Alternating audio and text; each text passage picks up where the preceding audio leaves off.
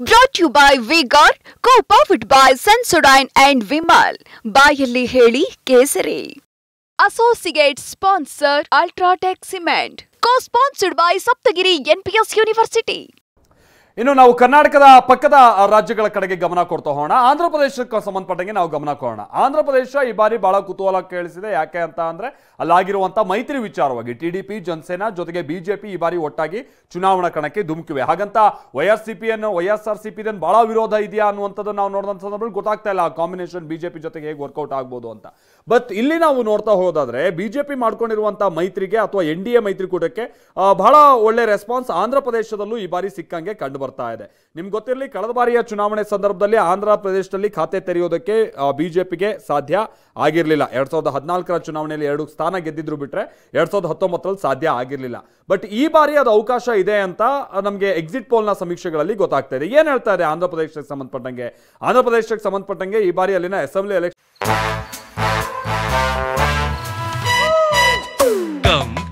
Come, my love, please don't say no, baby. Come, my love. V-Guard ನ air coolers extra large cooling pad ನೊಂದಿಗೆ ಇದು ಎಂತೆಂಥವರನ್ನು cool ಆಗಿಸುತ್ತೆ. V-Guard air coolers, long lasting cooling. ಕೂಡ ಇದೇ ಸಂದರ್ಭದಲ್ಲಿ ನಡೆದಿದೆ. ಅದರ ರಿಸಲ್ಟ್ ಅಲ್ಲ ನಾವೀಗ ನೋಡ್ತಾ ಇರುವಂತದ್ದು. ನಾವು ದೇಶದ ಜನರಲ್ ಎಲೆಕ್ಷನ್ಗೆ ಅಥವಾ ಲೋಕಸಭಾ ಚುನಾವಣೆಗೆ ಸಂಬಂಧಪಟ್ಟಂಗೆ ನೋಡ್ತಾ ಇರುವಂತಹ ರಿಸಲ್ಟ್ ಇದು. ಸಿ ವೋಟರ್ ಹೇಳ್ತಾ ಇರುವಂತಹ ಸಮೀಕ್ಷೆ ಪ್ರಕಾರವಾಗಿ ವೈಎಸ್ಆರ್ಸಿಪಿ ಗೆದ್ರೆ 4 ಸ್ಥಾನ ಗೆಲ್ಲೋಕೆ ಅವಕಾಶ ಇದೆ ಅಂತೇಳಿ. ನಿಮ್ಗೆ ಗೊತ್ತಿರಲಿ, ವೈಎಸ್ಆರ್ಸಿಪಿ ಕಳೆದ ಬಾರಿ 22 ಕ್ಷೇತ್ರಗಳನ್ನ ಗೆದ್ದಿತ್ತು. ತೆಲುಗುದೇಶಂ ಪಾರ್ಟಿ ಬಂದ್ಬಿಟ್ಟು 3 ಕ್ಷೇತ್ರವನ್ನ ಗೆದ್ದಿತ್ತು 25 ಪೈಕಿ. ಆದ್ರೆ ಈ ಬಾರಿ ವೈಎಸ್ಆರ್ಸಿಪಿ ಸಾಧನೆ ಮ್ಯಾಕ್ಸ್ ಟು ಮ್ಯಾಕ್ಸ್ 4 ಆಗ್ಬೋದು ಅಂತ ಸಿ ವೋಟರ್ಸ್ ಹೇಳ್ತಾ ಇದ್ದಾರೆ. ಇಂಡಿಯಾ ಮೈತ್ರಿಕೂಟಕ್ಕೆ ಸಂಬಂಧಪಟ್ಟಂಗೆ ಈ ಬಾರಿ ಅಲ್ಲಿ ಬಹಳಷ್ಟು ಪ್ರಯತ್ನಗಳು ಆಗಿದೆ. ಜಗನ್ ಅವರ ತಂಗಿಯನ್ನೇ ಕರ್ಕೊಂಡ್ಬಂದು ಕಾಂಗ್ರೆಸ್ನ ಅವರ ನೇತೃತ್ವದಲ್ಲೇ ಚುನಾವಣೆ ಎದುರಿಸಿದೆ. ಬಟ್ ನೋಡಿ, ಎಲ್ಲ ಸಮೀಕ್ಷೆಗಳು ಕೂಡ ಇಂಡಿಯಾ ಮೈತ್ರಿಕೂಟಕ್ಕೆ ಸಂಬಂಧಪಟ್ಟಂಗೆ 0 ತೋರಿಸ್ತಾ ಇದೆ. ಇನ್ನು ಡಿ ಡೈನಾಮಿಕ್ಸ್ ಪ್ರಕಾರವಾಗಿ NDA 18 ಗೆಲ್ಬಹುದು ಅಂತ, CNX ಪ್ರಕಾರವಾಗಿ 19ರಿಂದ 23 ಗೆಲ್ಬಹುದು ಅಂತ, ಜನ್ ಕಿ ಬಾತ್ ಸಂಬಂಧಪಟ್ಟಂಗೆ 10ರಿಂದ 14 ಕ್ಷೇತ್ರ, ಪೀಪಲ್ಸ್ ಪಲ್ಸ್ ಪ್ರಕಾರವಾಗಿ 17ರಿಂದ 21 ಕ್ಷೇತ್ರ ಇರೋದ್ರಲ್ಲಿ ಜನ್ ಕಿ ಬಾತ್ ಸ್ವಲ್ಪ ವೈಎಸ್ಆರ್ಸಿಪಿ ಪರವಾಗಿ ಇಲ್ಲಿ ಫಲಿತಾಂಶ ಬರಬಹುದು ಅಂತ ಹೇಳ್ತಾ ಇದೆ. ಅದು ಬಿಟ್ಟು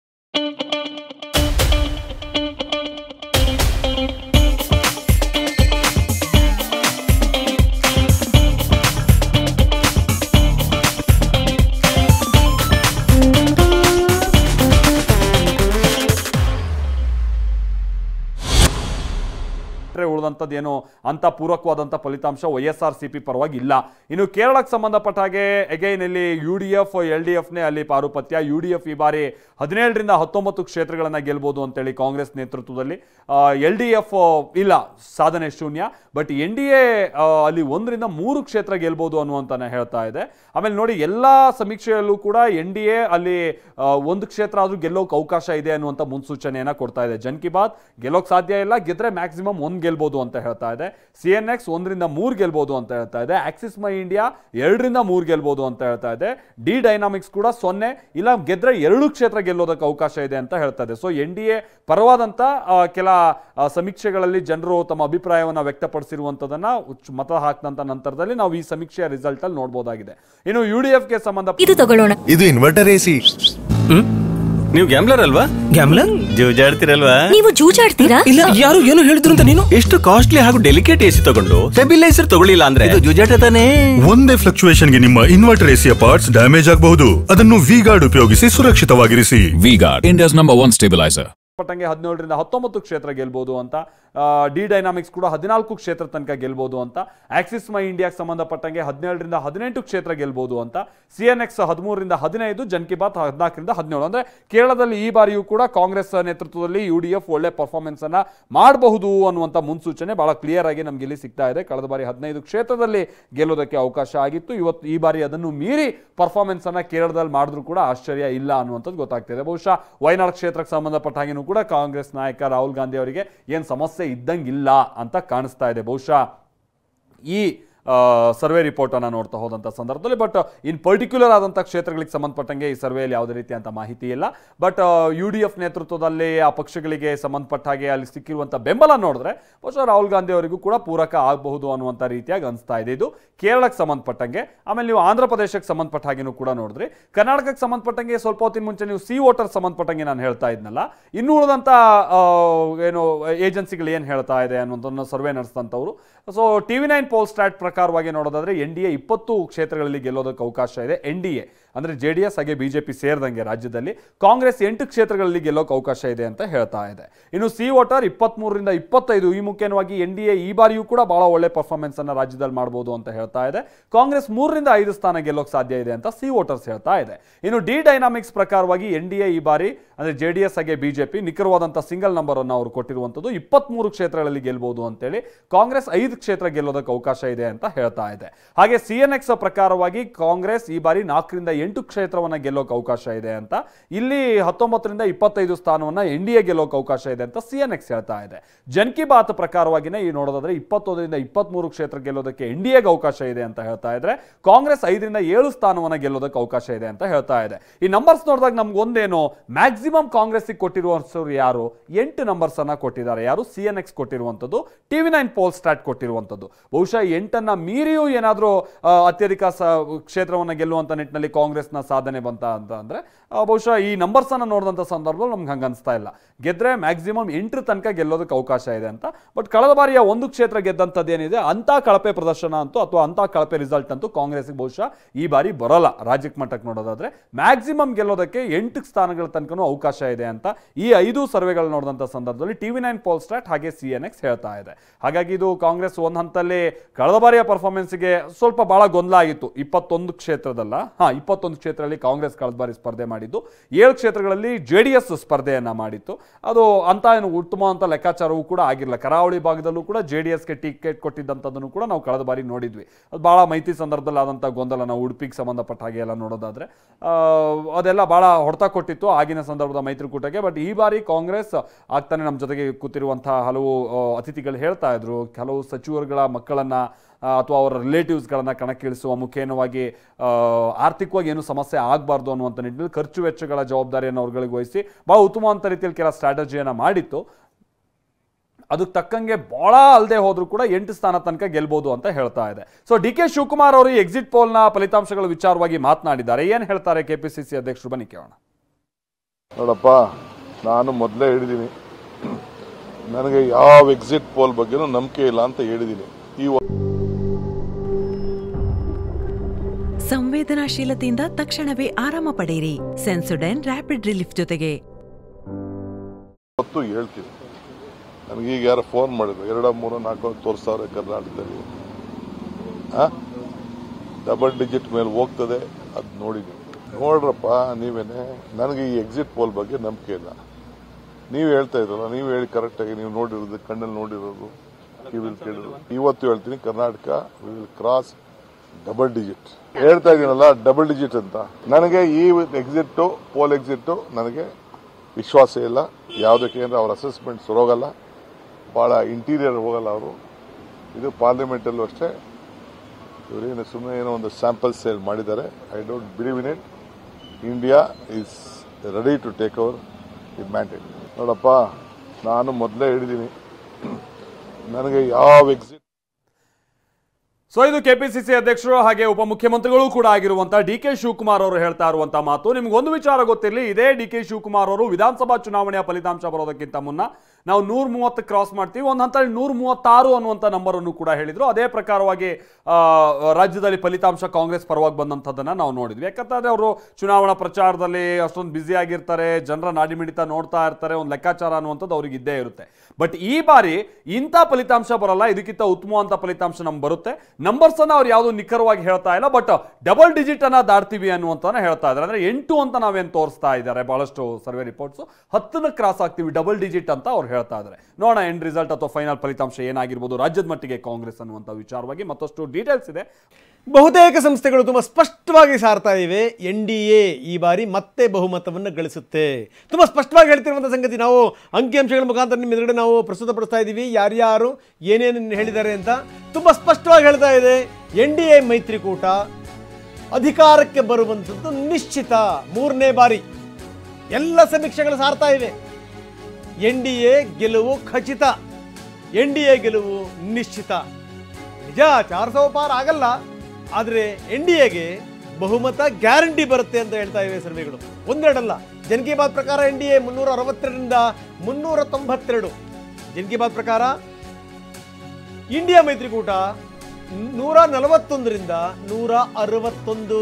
ಮ್ಯಾಟ್ರಿಸ್ ಹೇಳ್ತಾ ಇದೆ NDA 353ರಿಂದ 368.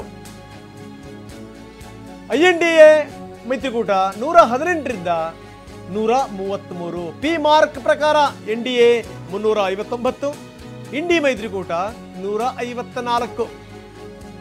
ಎಲ್ಲ ವಿವರಗಳನ್ನು ನಾವು ನಿಮ್ಮ ಮುಂದೆ ಇಡ್ತಾ ಇದ್ದೀವಿ. ತುಂಬಾ ಸ್ಪಷ್ಟವಾಗಿ ಒಂದೆರಡಲ್ಲ, ಬಹುತೇಕ ಸಮೀಕ್ಷೆಗಳು ಇಲ್ಲಿ ತನಕ ಬಂದಿರುವಂತ ಬಹುತೇಕ ಸಮೀಕ್ಷೆಗಳು ಹೇಳ್ತಿರುವಂಥದ್ದು ಏನು ಅಂದ್ರೆ NDAಗೆ ಬಹುಮತ ನಿಶ್ಚಿತ ಅನ್ನುವಂಥದ್ದನ್ನೇ ಹೇಳ್ತಾ ಇವೆ. ಎಲ್ಲ ಸಮೀಕ್ಷೆಗಳು ಕೂಡ ಅದನ್ನೇ ಹೇಳ್ತಾ ಇವೆ, ಒಂದೆರಡಲ್ಲ. ನಿಜ ಏನು ಅಂದ್ರೆ ಈ 400 ಹೇಳಿದ್ರಲ್ಲ, ನಾವು 400ನ್ನ ನಾವು ಅದನ್ನು ದಾಟಿ ಮುಂದಕ್ಕೆ ಹೋಗ್ತೀವಿ ಅಂತ. ಅದಾದ್ಮೇಲೆ ಮೋದಿಯವರೇ ಒಪ್ಕೊಂಡ್ರು, ಇಲ್ಲ ಇದು ನಮ್ಮ ಒಂದು ಚುನಾವಣೆಯ ತಂತ್ರದ ಒಂದು ಭಾಗ ಆಗಿತ್ತು, 400 ಪಾರ್ ಅನ್ನುವಂಥದ್ದು ನಮ್ಮ ಚುನಾವಣೆಯ ಟೆಕ್ನಿಕ್ ಆಗಿತ್ತು ಅಂತ ಜನ್ ಕಿ ಬಾತ್ ಪ್ರಕಾರ ನಾವು ತೋರಿಸ್ತಾ ಇದ್ದೀವಿ. ಯಾವ್ಯಾವ ಸಂಸ್ಥೆಗಳು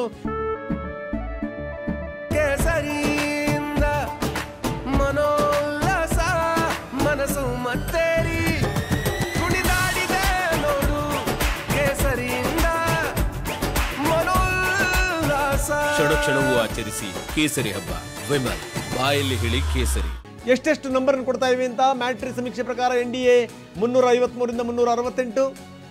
ಮ್ಯಾಟ್ರಿಕ್ಸ್ ಸಮೀಕ್ಷೆ ಪ್ರಕಾರ ಇಂಡಿಯಾ ಮೈತ್ರಿಕೂಟ 118ರಿಂದ 133. ಮತ್ತೊಂದು ಸರಿ ನಿಮ್ಮ ಮುಂದೆ ಇಡ್ತಾ ಇದೀವಿ ನಾವು. ಪಿ ಮಾರ್ಕ್ NDA 359, ಇಂಡಿ ಮೈತ್ರಿಕೂಟ 154.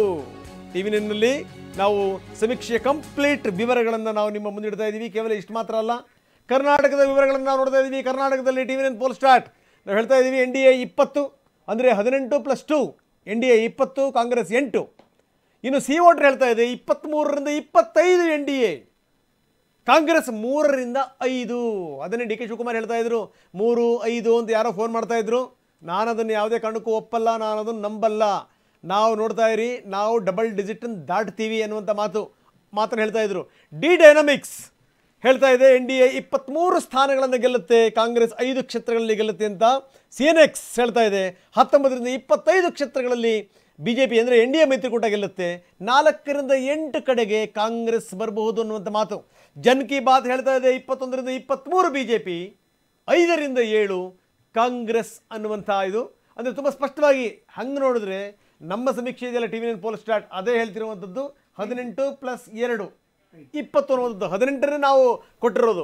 ಆದರೆ ಇನ್ನು ಉಳಿದಂಥ ಎಲ್ಲ ಸಂಸ್ಥೆಗಳು ಸಿ ವೋಟರ್ 23ರಿಂದ 25, ಡಿ ಡೈನಾಮಿಕ್ಸ್ 23, CNX 19ರಿಂದ 25, ಜನ್ ಕಿ ಬಾತ್ 21ರಿಂದ 23. ಇನ್ನು ಕಾಂಗ್ರೆಸ್ಸಿಗೆ ನಾವು ಕೊಟ್ಟಿರುವಂಥದ್ದು 8.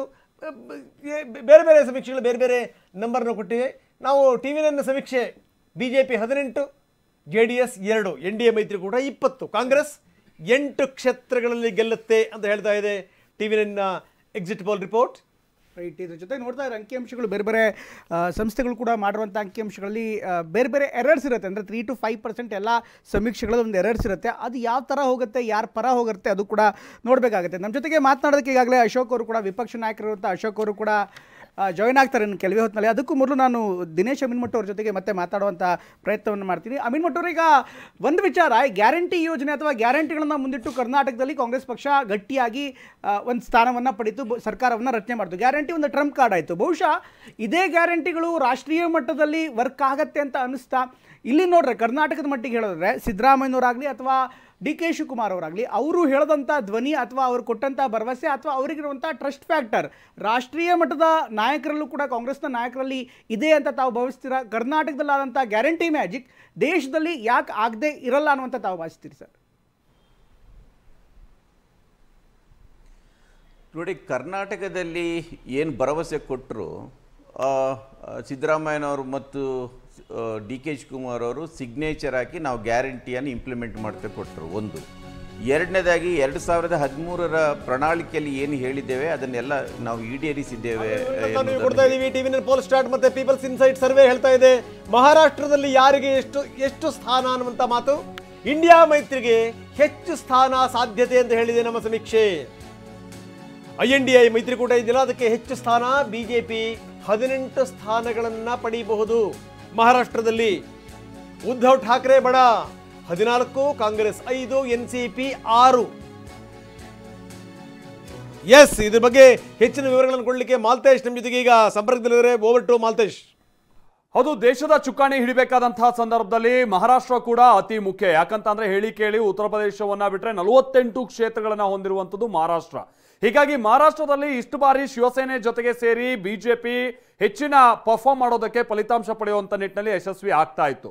ಬಟ್ ಈ ಬಾರಿ ಮಹಾರಾಷ್ಟ್ರದಲ್ಲಿ ಸಿನಾರಿಯೋ ಕಂಪ್ಲೀಟ್ ಆಗಿ ಚೇಂಜ್ ಇದೆ. ಯಾಕಂತ ಅಂದ್ರೆ NCP ಕೂಡ ಒಡೆದು 2 ಹೋಳಾಗಿ ಹೋಗಿದೆ. ಮತ್ತೊಂದ್ ಕಡೆ ಬಿಜೆಪಿಯ ಬೆನ್ನಿಗಿದ್ದಂತ ಶಿವಸೇನೆ ಕೂಡ ಒಡೆದು 2 ಹೋಳಾಗಿದೆ. ಹೀಗಾಗಿ ಬಿಜೆಪಿಗೆ ಈ ಬಾರಿ ಒಳ್ಳೆ ಫಲಿತಾಂಶ ಪಡೆಯೋಕೆ ಸಾಧ್ಯನಾ ಅನ್ನುವಂಥದ್ದು ಪ್ರಶ್ನೆ ಇತ್ತು. ಹೌದು, ಬಿಜೆಪಿ ಈ ಸಲ 18 ಕ್ಷೇತ್ರಗಳಲ್ಲಿ ಮಹಾರಾಷ್ಟ್ರದಲ್ಲಿ ಗೆಲ್ಬಹುದು ಅನ್ನುವಂಥ ಮುನ್ಸೂಚನೆ ಸಿಗ್ತಾ ಇದೆ TV9 ಎಕ್ಸಿಟ್ ಪೋಲ್ನಲ್ಲಿ. ಹಾಗೆ ಕಾಂಗ್ರೆಸ್ ಈ ಬಾರಿ 5 ಸ್ಥಾನಗಳಲ್ಲಿ ಗೆಲ್ಲಬಹುದು ಅನ್ನುವಂಥದ್ದಿದೆ. ಇನ್ನು ಉದ್ಧವ್ ಠಾಕ್ರೆಗೆ ಸಂಬಂಧಪಟ್ಟ ಹಾಗಿನ ಬಣ 14 ಕ್ಷೇತ್ರಗಳಲ್ಲಿ ಗೆಲ್ಲಬಹುದು ಅನ್ನುವಂಥದ್ದಿದೆ. NCP 6 ಕ್ಷೇತ್ರಗಳಲ್ಲಿ ಗೆಲ್ಲಬಹುದು ಅನ್ನುವಂಥದ್ದನ್ನ ನಾವು ಇಲ್ಲಿ ಗಮನಿಸ್ತಾ ಇದ್ವಿ. ಅದರ್ಸ್ ಅನ್ನುವಂಥದ್ದು 5 ಕ್ಷೇತ್ರದಲ್ಲಿ ಗಮನಿಸ್ತಾ ಇದ್ದೀವಿ. ಹೀಗಾಗಿ ಬಿಜೆಪಿಗೆ ಈ ಬಾರಿ ಮಹಾರಾಷ್ಟ್ರದಲ್ಲಿ ಬಹಳ ಅನುಕೂಲಕರವಾದಂತಹ ರೀತಿಯಾಗಿ ಏನು ಪರ್ಫಾರ್ಮ್ ಮಾಡಬಹುದು. ಯಾಕಂದ್ರೆ ಕಳೆದ ಬಾರಿ ಬಿಜೆಪಿ ಬಹುಶಃ 23 ಕ್ಷೇತ್ರಗಳಲ್ಲಿ ಗೆದ್ದಿತ್ತು. ಶಿವಸೇನೆ ಆಗ ಒಂದೇ ಬಣ ಇದ್ದಂಥದ್ದು ಶಿವಸೇನೆ, ಉದ್ಧವ್ ಠಾಕ್ರೆ ನೇತೃತ್ವದ ಶಿವಸೇನೆ ಆಗ 13 ಕ್ಷೇತ್ರಗಳಲ್ಲಿ ಅವರು ಗೆದ್ದಿದ್ರು. ಸೊ ಹೀಗಾಗಿ ಬಿಜೆಪಿಗೆ ಒಳ್ಳೆ ಅನುಕೂಲ ಆಗಿತ್ತು. ಬಟ್ ಈ ಬಾರಿ ಅಂತ ಪರ್ಫಾರ್ಮೆನ್ಸ್ ಮಾಡೋದಕ್ಕೆ ಬಹುಶಃ ಬಿಜೆಪಿಗೆ ಅಥವಾ NDAಗೆ ಸಾಧ್ಯ ಆಗುತ್ತಾ ನೋಡ್ಬೇಕಿದೆ. Over to you Ranganath. Right Maltesh, ಇದ್ರ ಜೊತೆಗೆ ಬಿಹಾರ ಮತ್ತು ಉತ್ತರ ಪ್ರದೇಶ ಕೂಡ ಅಷ್ಟೇ ಇಂಪಾರ್ಟೆಂಟ್ ಆಗಿದೆ. ಯಾಕೆಂದರೆ ಬಹುಶಃ ದೇಶದಲ್ಲಿ ಏನಾದರೂ ಸರ್ಕಾರ ರಚನೆ ಮಾಡಬೇಕು ಅಂದರೆ ಈ ಭಾಗದಲ್ಲಿ ಜನಮಾನಸವನ್ನು ಗೆಲ್ಲೋದು ಅತ್ಯಂತ ಮುಖ್ಯವಾಗಿದೆ. ಲೋಕಸಭೆಯಲ್ಲಿ ಬಿಹಾರದ ಅಂಕಿಅಂಶ ಬರ್ತಾ ಇದೆ. ಬಿಹಾರದ ಒಟ್ಟು 40 ಸ್ಥಾನದ ಪೈಕಿ ಯಾರು ಲೀಡ್ ಮಾಡ್ತಾರೆ ಇದಿರುವಂಥ ಪ್ರಶ್ನೆ. ಸಹಜವಾಗಿ ಕಳೆದ ಬಾರಿ ಹೆಚ್ಚಿನ ಸ್ಥಾನವನ್ನು BJP ಗಳಿಸ್ಕೊಂಡಿತ್ತು. ಈಗ BJPಗೆ 17, ಕಾಂಗ್ರೆಸ್ಗೆ 2, JDUಗೆ 7 ಅನ್ನುವಂಥ ಸ್ಥಾನ ಕೂಡ ಬರ್ತಾ ಇದೆ. ಇನ್ಫ್ಯಾಕ್ಟ್ TV9 ಪೋಸ್ಟಾರ್ಟ್ ಮತ್ತು ಪೀಪಲ್ಸ್ ಇನ್ಸೈಡ್ ಸರ್ವೆ ಪ್ರಕಾರ ಮಾಹಿತಿ ಲಭ್ಯವಾಗ್ತಾ ಇದೆ. ಮಾಲ್ತೇಶ್, ಓವರ್ ಟು ಯು, ಏನೆಲ್ಲ ಅಂಕಿಅಂಶ ಇದೆ? Thank you Pramod. ಹೌದು, ಬಿಹಾರಕ್ಕೆ ಸಂಬಂಧಪಟ್ಟ ಹಾಗೆ ಈ ಬಾರಿ ಏನು ಬಹಳ ವ್ಯತ್ಯಾಸವನ್ನೇನು ನೋಡೋಕ್ಕಾಗಲ್ಲ ಅಂತ ಕಾಣಿಸುತ್ತೆ. ಯಾಕಂತಾದ್ರೆ ಇಂಡಿಯಾ ಮೈತ್ರಿಕೂಟ ಕಟ್ಟುವಂತಹ ಸಂದರ್ಭದಲ್ಲಿ ಅದರ ಸಂಪೂರ್ಣ ನೇತೃತ್ವವನ್ನು ವಹಿಸಿಕೊಂಡು ಮುಂದಕ್ಕೆ ನುಗ್ದಂಥವರಲ್ಲಿ ನಿತೀಶ್ ಕುಮಾರ್ ಅವರು. ಆನಂತರ ಅವರು ಮತ್ತೆ ಹೋಗಿ ಬಿಜೆಪಿ ಜೊತೆ ಸೇರಿರುವಂಥದ್ದು NDAಗೆ ಇಲ್ಲಿ ಅನುಕೂಲ ಆಗಬಹುದು ಅಂತ. ಅದೇ ರಿಸಲ್ಟ್ ಅನ್ನ ನೋಡ್ತಾ ಇದ್ದೀವಿ. ಬಿಹಾರದ 40 ಕ್ಷೇತ್ರಗಳ ಪೈಕಿ ಬಿಹಾರದಲ್ಲಿ ಬಿಜೆಪಿ 17 ಕ್ಷೇತ್ರಗಳನ್ನ ಈ ಬಾರಿ ಗೆಲ್ಲಬಹುದು ಅನ್ನುವಂಥ ನಿರೀಕ್ಷೆಯನ್ನ ಇಟ್ಕೊಳ್ಳಲಾಗಿದೆ.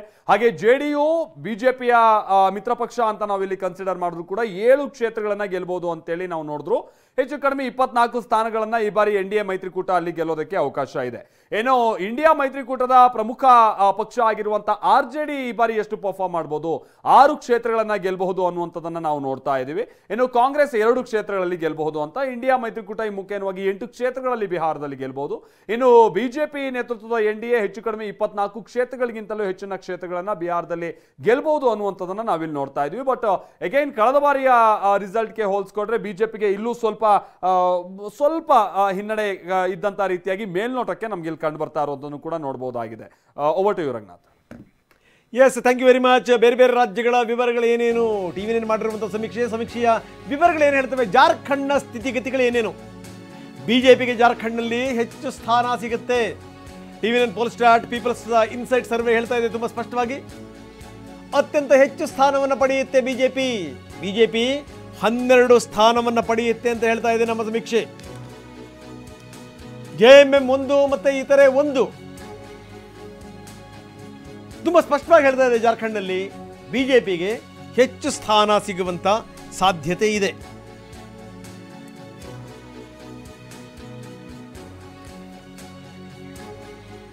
ಬನ್ನಿ, ಅಶೋಕ್ ನಮ್ಮ ಜೊತೆಗೆ ಜಾಯ್ನ್ ಆಗಿದ್ದಾರೆ, ವಿರೋಧ ಪಕ್ಷದ ನಾಯಕರು. ಅಶೋಕ್ ಅವರೇ, ನೋಡ್ತಾ ಇದ್ದೀವಿ ಯಾಕಂದ್ರೆ ಈ ಬೇರೆ ಬೇರೆ ಸಂಗತಿಗಳು, ಬೇರೆ ಬೇರೆ ಸುದ್ದಿಗಳು ಕೂಡ ಹಬ್ಬಿತ್ತು ಇತ್ತೀಚಿನ ದಿನಗಳಲ್ಲಿ. ಯಾಕಂದ್ರೆ ವಿಪಕ್ಷದ ನಾಯಕರು ಮೇಲಿಂದ ಮೇಲೆ ಆರೋಪಗಳನ್ನು ಮಾಡ್ತಾ ಇದ್ರು. ಅವ್ರು ಹೇಳ್ತಿದ್ದೇನು ಅಂತಂದ್ರೆ ಮೋದಿಯವರ ವರ್ಚಸ್ಸು ಕಡಿಮೆ ಆಗಿದೆ. ಜೊತೆಗೇನು ಅಂತಂದ್ರೆ ಈ ಹಂತಗಳಲ್ಲಿ ಯಾವ ರೀತಿ ಆಶ್ವಾಸನೆಗಳು, ಯಾವ ರೀತಿ ಮಾತುಕತೆಗಳು ಬಂತಲ್ಲ ಅದನ್ನೆಲ್ಲ ಉಲ್ಲೇಖಿಸ್ತಾ ಇದ್ರು. ಈ ಬಾರಿ ಎಲ್ಲೋ ಒಂದು ಕಡೆಗೆ ಭ್ರಮನಿರಸನ ಆಗ್ತಾ ಇದೆ, ಭಯಗೊಂಡಿದ್ದಾರೆ. ರಾಹುಲ್ ಗಾಂಧಿ ಒಂದು ಹೆಜ್ಜೆ ಮುಂದಕ್ಕೆ ಹೋಗಿ ಹೇಳಿದ್ರು, ನೋಡಿ ಇದೇ ರೀತಿಯ ಸ್ಥಿತಿಗತಿಗಳು ಮುಂದುವರೆದ್ರೆ ಮೋದಿಯವರ ಮಾತಲ್ಲಿ ತುಂಬ ಸ್ಪಷ್ಟವಾಗಿ ಕಾಣ್ತಾ ಇದೆ, ಮೋದಿ ಘಬರಾಹಟ್ ಹೈ, ಚಿಂತಿತ್ ಹೈ, ರೋನಾ ಏಕ್ ಬಾಕಿ ಹೈ ಅನ್ನುವಂಥ ಮಾತನ್ನು ಹೇಳಿದರು. ಆದರೆ ಈಗ ಎಕ್ಸಿಟ್ ಪೋಲ್ನ ವಿವರಗಳು ನೋಡಿದಂಥ ಸಂದರ್ಭದಲ್ಲಿ ಸ್ಥಿತಿಗತಿಗಳೆಲ್ಲವೂ ಕೂಡ ಉಲ್ಟಾ ಆಗ್ತಾ ಇದೆ. ಏನಂತೀರಿ ಅಶೋಕ್? ಎಕ್ಸಿಟ್ ಪೋಲನ್ನು ನಾನು ಸಂತೋಷದಿಂದ ಸ್ವೀಕಾರ ಮಾಡ್ತಾ ಇದ್ದೀನಿ. ಯಾಕಂದರೆ ನಮ್ಮ 2 ಅಜೆಂಡಾ ಇತ್ತು. ಒಂದು, 3ನೇ ಬಾರಿ ದೇಶದ ಪ್ರಧಾನಿ ನರೇಂದ್ರ ಮೋದಿ ಆಗಬೇಕು. ಇನ್ನೊಂದು 400 ಸ್ಥಾನಗಳನ್ನು ರೀಚ್ ಮಾಡಬೇಕು ಅಂತ. ಅದರಲ್ಲಿ ಒಂದು ಆಗಿದೆ. ಎಕ್ಸಿಟ್ ಪೋಲಲ್ಲಿ ಮತ್ತೆ ಈ ದೇಶದ ಪ್ರಧಾನಿ ನರೇಂದ್ರ ಮೋದಿ ಆಗ್ತಾ ಇದ್ದಾರೆ. 400 ರೀಚ್ ಆಗೋದು ಅಂಥದ್ದು ಎಕ್ಸಿಟ್ ಪೋಲಲ್ಲಿ ಇಲ್ಲ. ರಿಯಲ್ ಪೋಲ್ ಬಂದಾಗ 400 ರೀಚ್ ಆಗ್ತೀರಾ ಅನ್ನೋ ವಿಶ್ವಾಸ ನನಗಿದೆ. ಮೋಸ್ಟ್ಲಿ ಈಗ ಕಾಂಗ್ರೆಸ್ಸಿನ ರಾಹುಲ್ ಗಾಂಧಿ ಹೇಳ್ತಾ ಇದ್ರು ಭಯ ಬಿದ್ದೋಗ್ಬಿಟ್ಟಿದ್ದಾರೆ, ಅದಕ್ಕೆ ಮೋದಿಯವರು ಏನೇನೋ ಮಾತಾಡ್ತಾ ಇದ್ದಾರೆ ಅಂತ. ಈಗ ಭಯ ಬಿದ್ದಿರೋರು ಯಾರು? ನನಗೆ ರಾಹುಲ್ ಗಾಂಧಿ ಭಯ ಬಿದ್ದು, ನನಗೆ ಭಯ ಏನು ಅಂತ ಹೇಳಿದ್ರೆ ನನಗೂ ಭಯ ಆಗ್ತಾ ಇದೆ. ರಾಹುಲ್ ಗಾಂಧಿ ಭಯ ಬಿದ್ದು ಎಲ್ಲಿ ವಿದೇಶಕ್ಕೆ ಓಡೋಗ್ಬಿಡ್ತಾರೋ, ಆಗಲೇ ಟಿಕೆಟ್ ಎಲ್ಲಿ ಬುಕ್ ಮಾಡಿಬಿಟ್ಟಿದ್ದಾರೋ ಅನ್ನೋ ಭಯ ಕಾಣ್ತಾ ಇದೆ. ಯಾಕಂದರೆ ಅವ್ರು ಬೈಕಾಟ್ ಮಾಡಿದ್ದಾರೆ, ಇಡೀ ಎಲ್ಲ ಪ್ಯಾನಲ್ ಡಿಸ್ಕಷನ್ನ ಬೈಕಾಟ್ ಮಾಡಿದ್ರು ಅವರು. ಸ್ವತಃ ಖರ್ಗೆ ಅವರು ಹೇಳಿದರು, ಡಿ ಕೆ ಶಿವಕುಮಾರ್ ಇವತ್ತು ಹೇಳಿದ್ದಾರೆ, ಈ ಪ್ಯಾನಲ್ ಈ ಎಕ್ಸಿಟ್ ಪೋಲ್ ನಂಬಲ್ಲ, ನಾವು ನೋಡ್ತಾ ಇದೀವಿ, ನಾವು ನಮ್ಮ ಸಂಖ್ಯೆ ಬಹಳ ದೊಡ್ಡದು ಬರುತ್ತೆ ಅಂತ ಹೇಳಿದ್ದಾರೆ. ಅಶೋಕ್ ಅವರೇ, ಈ ಒಂದು ರಿಯಲ್ ಪ್ರಶ್ನೆ ಏನು ಅಂದ್ರೆ, ಈಗ ಕರ್ನಾಟಕದ ಬಗ್ಗೆ ಮಾತಾಡೋಣ. ಅಶೋಕ್ ಅವರೇ ಕರ್ನಾಟಕದ ಬಗ್ಗೆ ಮಾತಾಡೋಣ. ಅಫ್ಕೋರ್ಸ್ ದೇಶದಲ್ಲಿ ಬಿಜೆಪಿ ತುಂಬಾ ಚೆನ್ನಾಗಿ ಪರ್ಫಾರ್ಮ್ ಮಾಡ್ತಾ ಇದೆ. ಬಹುಶಃ JDS ಜೊತೆಗೆ ನೀವೇನಾದ್ರು ಮೈತ್ರಿ ಮಾಡ್ಕೊಳ್ತಾ ಇದ್ರೆ ಇವತ್ತು 18 ಅಥವಾ 18ರಿಂದ 20 ಏನು ತೋರಿಸ್ತಾ ಇದೀವಿ, ಅದು 12ಕ್ಕಾದ್ರೂ ಕೂಡ ಇಳಿಯುವಂತಹ ಸಾಧ್ಯತೆ ಇರ್ತೀವಿ. ಎಲ್ಲೋ ಒಂದು ಕಡೆಗೆ ರಿಯಲಿಸ್ಟಿಕ್ ಆಗಿ ಆನ್ ಗ್ರೌಂಡ್ ಅನಾಲಿಸಿಸ್ ಮಾಡಿದ್ರೆ ಕರ್ನಾಟಕದ ಬಿಜೆಪಿ ಈಗ ಏನು ಗೆಲ್ತಾ ಇರುವಂಥದ್ದು, ಒಂದು JDSನ ಬೆಂಬಲದ ಜೊತೆಗೆ ಮೋದಿ ಫ್ಯಾಕ್ಟರಿಂದ ಗೆಲ್ತಾ ಇದೆ. ಸ್ಥಳೀಯ ನಾಯಕತ್ವದ ಬಗ್ಗೆ ಒಂದು ದೊಡ್ಡ ಪ್ರಶ್ನೆಯನ್ನು ಹುಟ್ಟಾಕ್ತಾ ಇದ್ದಾರೆ. ಅದಕ್ಕೇನು ಹೇಳ್ತೀವಿ, ಕಾಂಟ್ರಡಿಕ್ಟರಿ ಆಗಿ ಅತ್ತ ಕಾಂಗ್ರೆಸ್ನಲ್ಲಿ ಸಿದ್ದರಾಮಯ್ಯನವರ ನಾಯಕತ್ವ, DK ಶಿವಕುಮಾರ್ ಅವರ ನಾಯಕತ್ವ, ಅವರ ನಾಯಕತ್ವದಲ್ಲಿ ಇಷ್ಟಾರು ಸಿಟ್ಟು ಬರ್ತಾ ಇದೆ ಅಂತ ಸ್ಥಳೀಯ ನಾಯಕತ್ವದ ಬಿಜೆಪಿಯ ಕೊಡುಗೆಯನ್ನು ಪ್ರಶ್ನೆ ಮಾಡ್ತಿದ್ದಾರೆ. JDS ಇಲ್ಲದೆ ಇದ್ರೆ, ಮೋದಿ ಇಲ್ಲದೆ ಇದ್ರೆ ಬಿಜೆಪಿ ರಿಯಲ್ ಆಗಿ ಎಷ್ಟು ಬರ್ತಾ ಇತ್ತು ಅನ್ನುವಂಥ ಪ್ರಶ್ನೆ. ಇದು ನೋಡಿ, ಮೋದಿಯವರ ವರ್ಚಸ್ ಇದೆ, ಮೋದಿಯವರ ವರ್ಚಸ್ಸಿಂದ ಗೆಲ್ತಾ ಇದ್ದೀರಿ ನೀವು. ಇವತ್ತು ನೋಡಬೇಡಿ, ಕಳೆದ 20 ವರ್ಷದಿಂದ ನೋಡಿ, 20 ವರ್ಷದಿಂದನೂ BJP ಡಬಲ್ ಡಿಜಿಟಲ್ಲೇ ಇದೆ. ಯಾವತ್ತೂ ಸಿಂಗಲ್ ಡಿಜಿಟ್ಗೆ ಹೋಗೇ ಇಲ್ಲ, ಯಾವತ್ತೂ ಡಬಲ್ ಡಿಜಿಟಲ್ಲೇ ಇದೆ. ಅಂದರೆ 20 ವರ್ಷದಿಂದನೂ ಕೂಡ ದೇಶದ ಚುನಾವಣೆ ಬಂದರೆ ಜನ BJPಗೆ ವೋಟ್ ಮಾಡ್ತಾ ಇದ್ದಾರೆ ಅಂತ.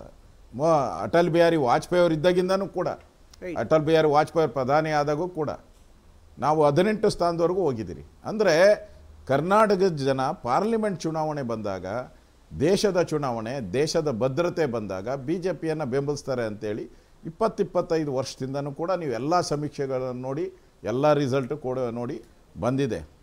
ಆದ್ದರಿಂದ ಇಲ್ಲಿ ಚುನಾವಣೆ ನಡೀತಾ ಇರೋದು ದೇಶದ ಚುನಾವಣೆ. ಅದರಿಂದ ಮೋದಿಯ ವರ್ಚಸ್ಸು ನ್ಯಾಚುರಲ್ ಆಗಿ ಜನ ವೋಟ್ ಮಾಡೇ ಮಾಡ್ತಾರೆ. ಪ್ರತಿಯೊಬ್ಬ ನಾಗರಿಕರಿಗೂ ಗೊತ್ತಿದೆ ಮೋದಿ ಬಗ್ಗೆ. ಆದರೆ ಕಾಂಗ್ರೆಸ್ಗೆ ಆ ಥರದ ಒಂದು ನಾಯಕತ್ವ ಇಲ್ಲ. ಅವ್ರ ಥರ ಒಂದು ಹಡಗಲ್ಲಿ ನಾವಿಕನಿಲ್ಲದ ದೋಣಿಯಾಗಿ ಹೋಗಿದೆ ಅದು.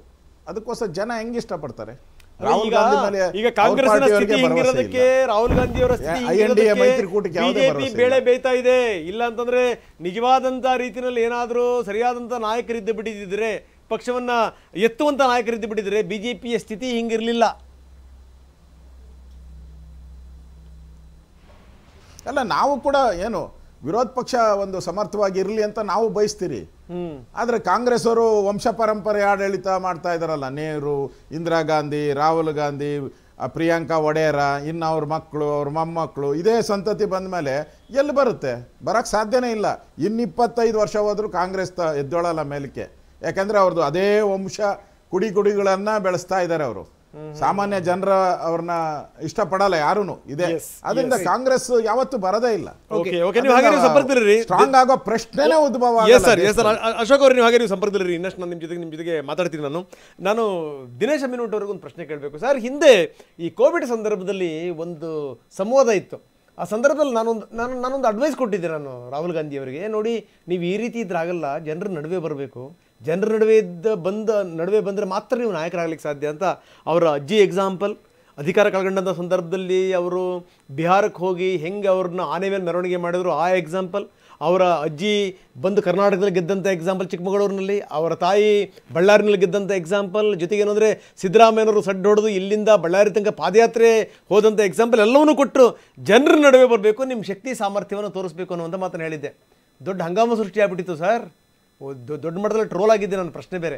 ಆದರೆ ಈಗ ಗೊತ್ತಾಯ್ತು ಏನು ಅಂತಂದರೆ ಜನರ ನಡುವೆ ಇರಬೇಕು, ಓಡಾಡಬೇಕು, ಹಾಗಾದರೆ ಮಾತ್ರ ಒಂದಿಷ್ಟು ಕನೆಕ್ಟ್ ಆಗಕ್ಕೆ ಸಾಧ್ಯ ಅಂತ. ಇದು ಒಂದು ಕಡೆಗೆ. ಇಷ್ಟೆಲ್ಲ ಮಾಡಿದರೂ ಕೂಡ ಭಾರತ್ ಜೋಡೋ ಮಾಡಿದ್ರಲ್ಲ, ಎಲ್ಲೋ ಒಂದು ಕಡೆಗೆ ಓಟ್ಗಳನ್ನು ಜೋಡ್ಸೋಕ್ಕಾಯ್ತಾ ಅನ್ನುವಂಥದ್ದು ನನ್ನ ಪ್ರಶ್ನೆ. ಓಟ್ಗಳನ್ನು ಜೋಡ್ಸೋಕ್ಕಾಯ್ತಾ? ಎಲ್ಲಿ ಕಾಂಗ್ರೆಸ್ ಎಲ್ಲಿ ಎಡುತ್ತಾ ಇದೆ ದಿನೇಶ್ ಅಮೀನ್ಮಠ್ ಅವರು ತಮ್ಮ ಪ್ರಕಾರ? ಅಲ್ಲ, ಒಂದು ಜನರ ಜೊತೆ ಸಂಪರ್ಕ ಇಲ್ಲ ಅಂತ ಹೇಳಲಿಕ್ಕೆ ಆಗ್ತಾ ಇಲ್ಲ. ನೀವು ಭಾರತ್ ಜೋಡೋ ಯಾತ್ರೆಯನ್ನು ನೀವೇ ಪ್ರಸ್ತಾಪ ಮಾಡಿದಿರಿ. ಭಾರತ್ ಜೋಡೋ ಯಾತ್ರೆ ಮಾಡಿದರು, ಕಾಲ್ನಡಿಗೆಯಲ್ಲೇ ಕನ್ಯಾಕುಮಾರಿಯಿಂದ ಕಾಶ್ಮೀರದವರೆಗೆ ಹೋದರು. ನೀವೆಲ್ಲ ಮಾಧ್ಯಮದಲ್ಲಿ ಗಮನಿಸಿದಿರಿ. ಅದೊಂದು ಚಂದ್ರಶೇಖರ್ ಕೂಡ ಆ ರೀತಿಯ ಪಾದಯಾತ್ರೆಯನ್ನು ಮಾಡಲಿಲ್ಲ. ಭಾರತದ ಇತಿಹಾಸದಲ್ಲಿ ಯಾರೂ ಕೂಡ ಸಾಮಾನ್ಯ ಜನರ ಜೊತೆಗಿನ ಆ ರೀತಿಯ ಸಂವಾದವನ್ನು ಯಾರೂ ಮಾಡಿಲ್ಲ. ಇನ್ಕ್ಲೂಡಿಂಗ್ BJP ರಥಯಾತ್ರೆ ಮಾಡಿರ್ಬೋದು, ಆದರೆ ಈ ರೀತಿಯ ಜನಸಾಮಾನ್ಯರ ಜೊತೆ ಸ್ಪಂದಿಸುವಂಥ ಕೆಲಸ ಮಾಡಿಲ್ಲ. ಇದು ಏನಾಗಿದೆ ಅಂದರೆ, ಇವತ್ತು BJP ನಾನು ಇನ್ನು 3ನೇ ಬಾರಿ ಅಧಿಕಾರಕ್ಕೆ ಬರಲಿ, ಆಲ್ ದಿ ಬೆಸ್ಟ್. ಆದರೆ ಸಾಧನೆಯ ಬಲದಿಂದ ಅವರು ಓಟು ಕೇಳಿ ಈ ಚುನಾವಣೆಯಲ್ಲಿ ಗೆದ್ದಿದ್ರೆ ನಾವೆಲ್ಲ ಖುಷಿ ಪಡಬೇಕಾಗುತ್ತೆ. ಆದರೆ ಇದು ಈ ರೀತಿಯ ಒಂದು ಎಮೋಷನಲ್ ಇಶ್ಯೂ. ನಾವು ಜನಸಾಮಾನ್ಯರ ಹತ್ರ ಹೋದರೂ ಕೂಡ ದೇಶಕ್ಕಾಗಿ ಮೋದಿ ಬೇಕು ಅಂತ ಹೇಳ್ತಾರೆ. ನೀವು ಕರ್ನಾಟಕದ ರಿಸಲ್ಟನ್ನೇ ನೋಡಿ, ವಿಧಾನಸಭೆ ಚುನಾವಣೆಗೆ ಒಂದು ರೀತಿ ಮತ ಹಾಕ್ತಾರೆ, ಲೋಕಸಭೆ ಚುನಾವಣೆಗೆ ಒಂದು ರೀತಿ ಮತ ಹಾಕ್ತಾರೆ. ನೀವು ಕಳೆದ ಚುನಾವಣೆಯಲ್ಲಿ 2018ರ ಚುನಾವಣೆಯನ್ನು ನೋಡಿ, 19ರಲ್ಲಿ ಲೋಕಸಭೆಯಲ್ಲಿ ಹೇಗೆ ವೋಟ್ ಮಾಡಿದ್ರು ಅಂತ, 2013ರ ವಿಧಾನಸಭೆ ನೋಡಿ, ಬೇರೆಯವರಿಂದ ನಿರೀಕ್ಷೆ ಮಾಡ್ತೀನಲ್ಲ ಗೊತ್ತಿಲ್ಲ, ಆದ್ರೆ ದಿನೇಶ್ ಅಮ್ಮಿನಮಠ ಅವರಿಂದ ಒಂದಷ್ಟು ಆತ್ಮಾವಲೋಕನ ಮಾಡ್ಕೋಬೇಕು ನಾಯಕರು ಕೇಳಿದಂಥವ್ರು. ಅಂತ ಉತ್ತರಗಳನ್ನು ನಾನು ನಿರೀಕ್ಷೆ ಮಾಡ್ತೀನಿ. ಯಾಕಂದ್ರೆ ಜನರನ್ನು ನೀವು you are underestimating people, voters.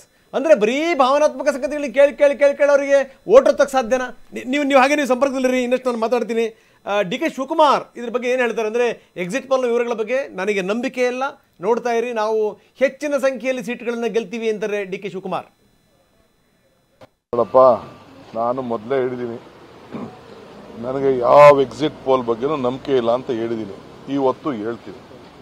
ನನಗೀಗ ಯಾರು ಫೋನ್ ಮಾಡಿದ್ರು, 2, 3, 4 ತೋರಿಸ್ತಾವ್ರೆ ಕರ್ನಾಟಕದಲ್ಲಿ, ಡಬಲ್ ಡಿಜಿಟ್ ಮೇಲೆ ಹೋಗ್ತದೆ, ಅದು ನೋಡಿದ್ದೀನಿ. ನೋಡ್ರಪ್ಪ ನೀವೇನೆ, ನನಗೆ ಈ ಎಕ್ಸಿಟ್ ಪೋಲ್ ಬಗ್ಗೆ ನಂಬಿಕೆ ಇಲ್ಲ. ನೀವು ಹೇಳ್ತಾ ಇದ್ರಲ್ಲ, ನೀವು ಹೇಳಿ ಕರೆಕ್ಟಾಗಿ, ನೀವು ನೋಡಿರೋದು, ಕಣ್ಣಲ್ಲಿ ನೋಡಿರೋದು, ಕಿವಿಲ್ ಕೇಳಿರೋದು. ಇವತ್ತು ಹೇಳ್ತೀನಿ, Karnataka will cross double digit. ಹೇಳ್ತಾ ಇದ್ದೀನಲ್ಲ ಡಬಲ್ ಡಿಜಿಟ್ ಅಂತ. ನನಗೆ ಈ ಎಕ್ಸಿಟ್ ಪೋಲ್ ಎಕ್ಸಿಟ್ ನನಗೆ ವಿಶ್ವಾಸ ಇಲ್ಲ. ಯಾವುದಕ್ಕೆ ಅಂದರೆ ಅವ್ರ ಅಸೆಸ್ಮೆಂಟ್ ಸುರೋಗಲ್ಲ, ಭಾಳ ಇಂಟೀರಿಯರ್ ಹೋಗಲ್ಲ ಅವರು. ಇದು ಪಾರ್ಲಿಮೆಂಟಲ್ಲೂ ಅಷ್ಟೇ, ಇವರೇನು ಸುಮ್ಮನೆ ಏನೋ ಒಂದು ಸ್ಯಾಂಪಲ್ ಸೇಲ್ ಮಾಡಿದ್ದಾರೆ. I don't believe in it. India is ready to take over. Yes, ಇದು DK ಶಿವಕುಮಾರ್ ಅವರ ಮಾತು. ಇದಕ್ಕೆ ಸಂಬಂಧಪಟ್ಟಂಗೆ ದಿನೇಶ್ ಅಮ್ಮಿನಮಠ ಅವರ ಜೊತೆಗೆ ಬಾಲಾಜಿ ಶ್ರೀನಿವಾಸ್ ಅವರ ಜೊತೆಗೆ ಮಾತಾಡ್ತೀವಿ. Brought you by V-Guard, co-powered by Sensodyne and Vimal. ಬಾಯಲ್ಲಿ ಹೇಳಿ Kesari. Associate sponsor UltraTech Cement. Co-sponsored by Saptagiri NPS university.